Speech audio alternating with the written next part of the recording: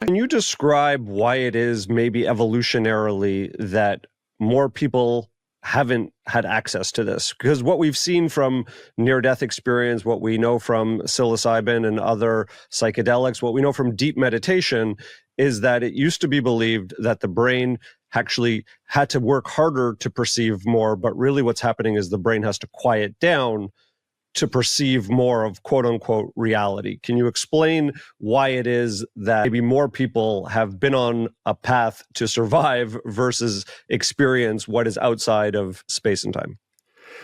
Yes, it is interesting that when you take these drugs, often it's sort of relaxing certain things of the brain, as opposed to it's almost like the brain is shielding you away from some aspects of reality, it's cutting it down somehow, which is an interesting point of view, and that does fit with the. You might claim that it's just a headset. The headset is, in some sense, a way of making something that's really complicated and putting it. Right. For example, in the Grand Theft Auto game, you're dealing with some computer that what you're really doing is toggling millions of voltages in a precise order in a very, very quick time to turn your steering wheel and hit the gas and so forth. That's what you're really doing in this analogy.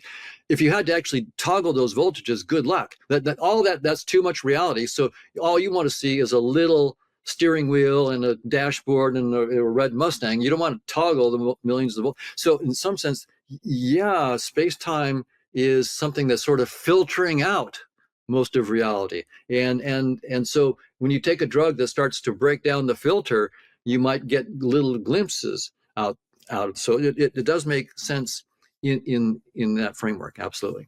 Talk a little bit about human evolution in terms of why, obviously we are wired for all sorts of experiences. And when we learn what we can learn from indigenous communities who in many cases remain very, very linked to the earth, to the seasons, to our place in the universe, there's a real leaning into that. But by and large, what we see is this tendency away from that for survival, for a selection of mates, for a propagation of the species. Can you talk about why evolution favors not being in touch all the time with this level of, spiritual consciousness outside of this reality and where it fits in?